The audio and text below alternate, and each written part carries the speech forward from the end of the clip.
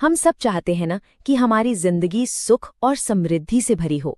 तो आज हम एक ऐसे ही खास दिव्य अनुष्ठान की बात करेंगे, शुक्र प्रदोष व्रत। कहते हैं कि ये व्रत भगवान शिव की कृपा से सुख समृद्धि का रास्ता खोल देता है।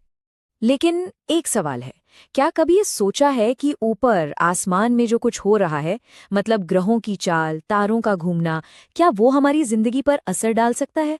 क्या ये ब्रह्मांडीय चक्र हमारी खुशहाली के ताले खोल सकते हैं? चलिए आज इसी पहेली को सुलझाने की कोशिश करते हैं। तो चलिए इस पूरे अनुष्ठान को जरा गहराई से समझते हैं। और इसकी शुरुआत होती है एक बहुत ही खास समय से, जिसे कहते हैं पवित्र गोधूली वेला। यही प्रदोष व्रत की असली नींव है। अच्छा, तो इस व्रत में सबसे जरूरी चीज क्या है? वो है प्रदोष काल। अब ये प्रदोष काल क्या है? आसान भाषा में ये वो समय है जो सूरज ढलने की ठीक बाद शुरू होता है। और पता है, इसी समय को भगवान शिव की पूजा के लिए सबसे ज्यादा पवित्र और शुभ माना गया है। तो जैसे ही सूरज डूबता है ना, प्रदोष काल शुरू हो जाता है। आप इसे ऐसे समझ सकते हैं कि ये एक तरह की दिव्य खिड़की है, एक स्पेशल विंडो जो उस वक्त खुलती है जिससे हम भगवान शिव की कृपा पा सकते हैं। तो फिर ये प्रदोष व्रत असल में है क्या? देखिए, ये एक पवित्र व्रत है जो हर महीने की त्रयोदशी तिथि यानी 13वीं तारीख को रखा जाता है।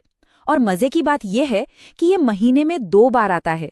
एक बार जब चांद बढ़ रहा होता है यानी शुक्ल पक्ष में, और दूसरी बार जब चांद घट रहा होता है यानी कृष्ण पक्ष में।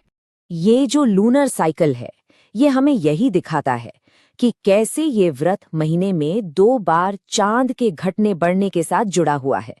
मतलब हमें महादेव का आशीर्वाद पाने का एक बहुत ही पावरफुल और रेगुलर मौका मिलता है।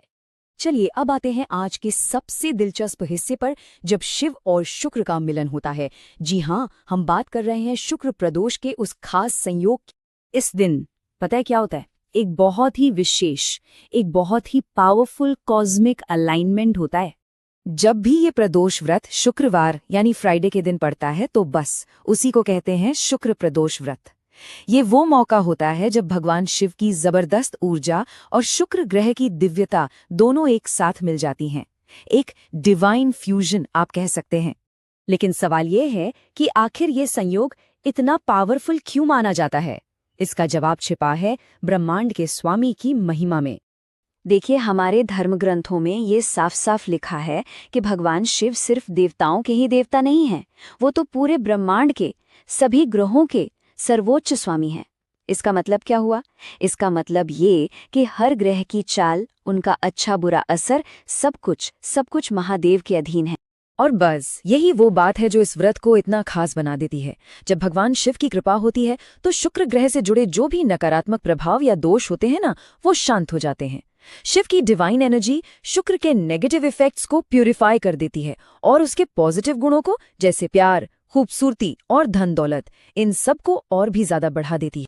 तो ठीक है, व्रत की महिमा तो समझ ली, लेकिन इसे करने से मिलता क्या है? चलिए अब बात करते हैं उन 4 मुख्य आशीर्वादों की जो इस व्रत से मिलते हैं। ये पवित्र अनुष्ठान 4 खास ब्लेसिंग्स पाने के लिए किया जाता है। सौंदर्य यानी ब्यूटी, सुखी वैवाहिक जीवन, जीवन में भोग विलास यानी एंजॉयमेंट, और आखिर में धन। कहा जाता है कि अगर पूरे नियम और श्रद्धा से ये व्रत किया जाए तो जिंदगी में इन सभी सुखों की कमी नहीं रहती। इनमें से एक बहुत ही बड़ा आशीर्वाद है एक खुशहाल शादीशुदा जिंदगी। ये व्रत रिश्तों में मिठास घोलता है, हार्मनी लाता है और प्यार को और भी गहरा बनाता है। यही नहीं, ऐसा भी माना जाता है कि ये व्रत पैसे और प्रॉस्पेरिटी को अपनी ओर खींचता है। मान्यता तो ये भी है कि इस व्रत को करने से घर में देवी लक्ष्मी की कृपा बरसती है और घर में हमेशा बरकत बनी रहती है। तो कुल मिलाकर बात ये है कि शिव और शुक्र, इन दोनों का मिला जुला आशीर्वाद हमें कंप्लीट, बैलेंस्ड और खुशहाल जिंदगी का रास्ता दिखाता है। ये सिर्फ एक उपवास नहीं है, बल्कि ये भक्ति और विश्वास का वो रास्ता है जो हमें एक बेहतर कल की ओर ले जाता है। तो अंत में बस एक सवाल, जरा सोचिएगा, क्या असल समृद्धि का रास्ता हमारे अंदर की आध्यात्मिक शांति और बाहर के इस विशाल ब्रह्मांड के बीच एक तालमेल बिठाने में ही छिपा है?